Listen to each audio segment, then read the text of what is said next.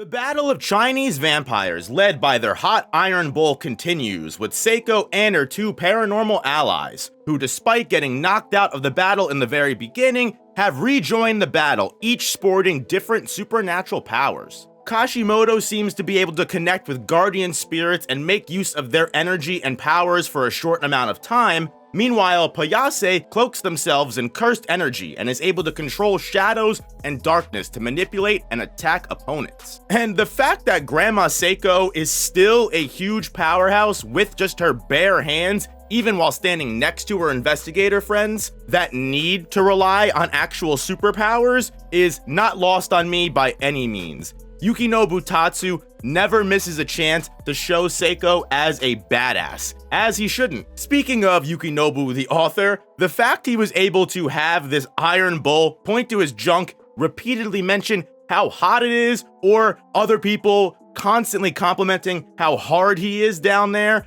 and just pass it by all those Shueisha editors has to be studied. A lot of these mangaka nowadays are getting real bold with their stories, and honestly, I'm not mad about it, as while it's definitely a choice, it does add some uniqueness and fun to an otherwise zany character that literally is just a giant bull made of iron who probably wouldn't have much of a personality otherwise. So the chapter focuses primarily on the remainder of that all-out battle between Seiko, her allies, and the Vampire Bull Squad. Seiko always carries a handy-dandy evil talisman within her purse, so as long as they're able to fight through all of these enemies, retrieve that talisman, and hit the Iron Bull with it, they can end the fight nice and quick. However, considering the Iron Bull's power allows him to actually just grow stronger from all of the attacks that hit him, and the heat that stems off of him is a significant boost to his power already, the three allies are going to have to take it seriously and give the best that they possibly have. And thankfully, that's where her friends come in.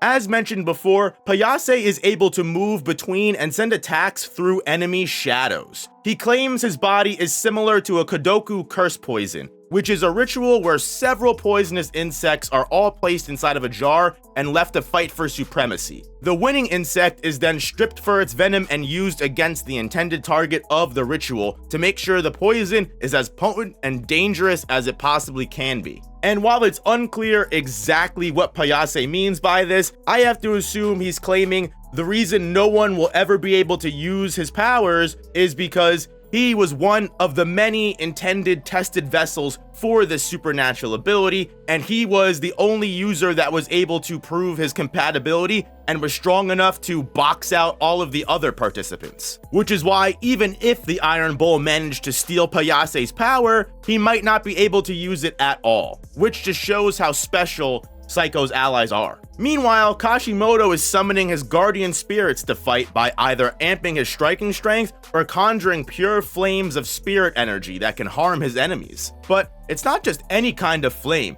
Kashimoto refers to this power as ice flames, as he is able to directly influence the temperature of the fire he creates. Which means I imagine he can use hot fire like normal if so desired, but when he's up against an enemy like the Iron Bull, who gets hotter and more durable from every attack, by snuffing out all of this heat, we can override the toughness. Kashimoto can even drop these flames to absolute zero, cooling the bull's heat as it builds, while the bull is none the wiser due to its insane pain tolerance working against it. We still don't know if Kashimoto is able to use more than one guardian spirit, or even if this fire is from the phoenix spirit he conjured last chapter, but his counter against the bull was supremely convenient. With the combined effort of Seiko and Payase clearing the various Jiangshi vampires surrounding them, and the fact that Kashimoto's Afumza attack is able to dull the Iron Bull's heat and actually fight it back, the trio are slowly overcoming these overwhelming odds, and hopefully none of them are going to lose any of this power that we've seen them use.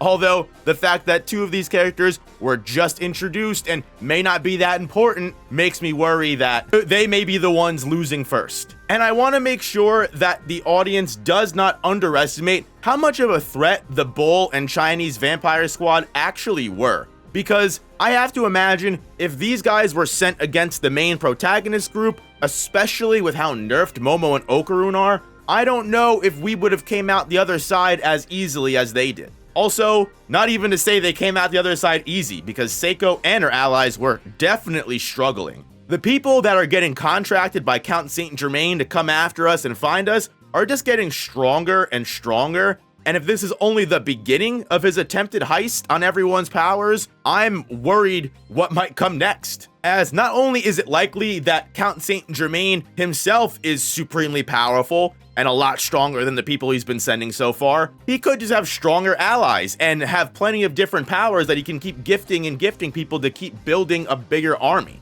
With the fact that all of them are able to hold on to the male daggers that can steal power, and the fact that Count Saint Germain doesn't even have to be present to potentially take over this entire team, one victory on Count Saint Germain's side can make all the difference and change the tides of the entire story for the worst. One loss of Gigi, one loss of Seiko, and we may never recover. But now that Grandma Seiko and her paranormal friends are involved, it's up to them to not only try and retrieve the Uchide no Tachikaze hammer as soon as possible, which will reverse Omomo Ayase's size and bring her back to normal. Seiko is going to have to meet up with the protagonist as soon as possible, because again, just based off the way things are going, something tells me the next time we see an enemy, we might not be able to handle it, because the power and threat level is going to continually get more and more bumped up until Count Saint Germain claims a W. Hopefully, we have enough time to set Okarun up with Grandma Seiko and have a training session done, so that way he's not as much of a liability as he was in the pygmy fight. Because again, Seiko almost lost this fight against the bull. She really needed to risk it all to get the victory as well, because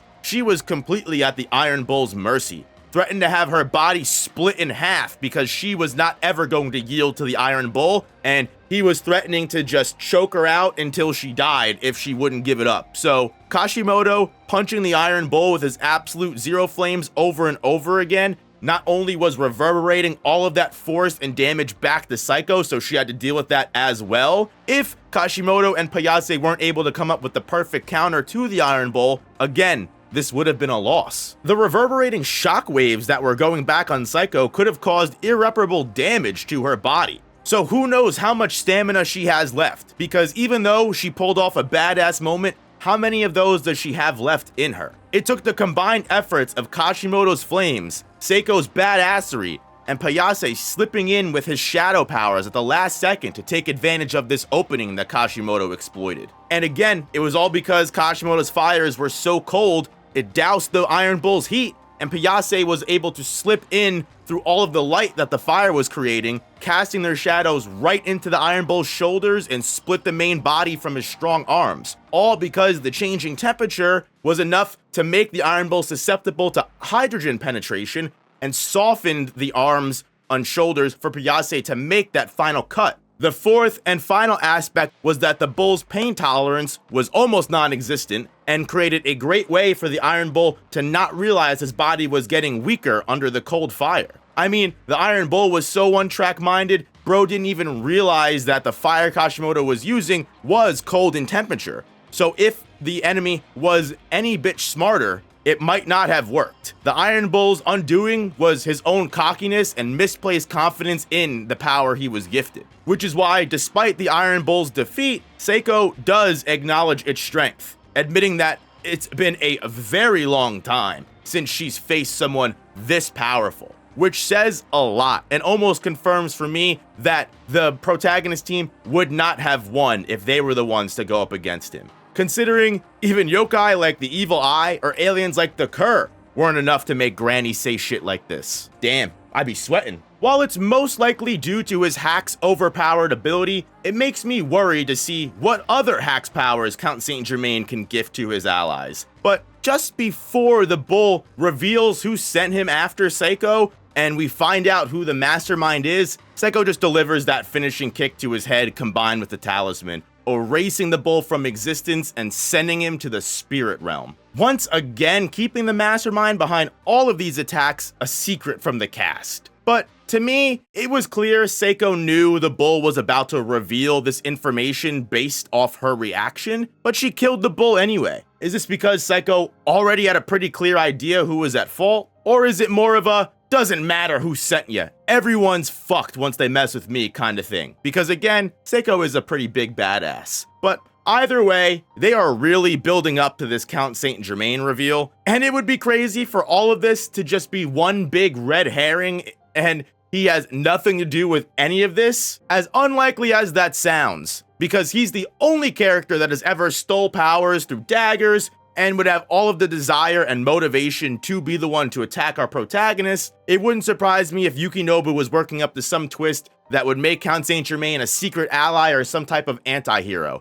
I'm not holding my breath on that though. I am just interested to see where we go from here. Everyone meeting up and training, trying to figure out who's behind all of this, or is Count Saint Germain sending another lackey our way? Alls I know is I will be here for it. So thank you very much if you made it this far into the video. Hit that like button if you enjoy the DanDaDan chapters, especially the Psycho ones. We know them, we love them, we love as much Psycho time as we can get. And I'm excited to see where the hell this story goes going forward. But guys, again, subscribe so you don't miss any future DanDaDan videos, and I'll see you in the next one. Peace, peace, peace.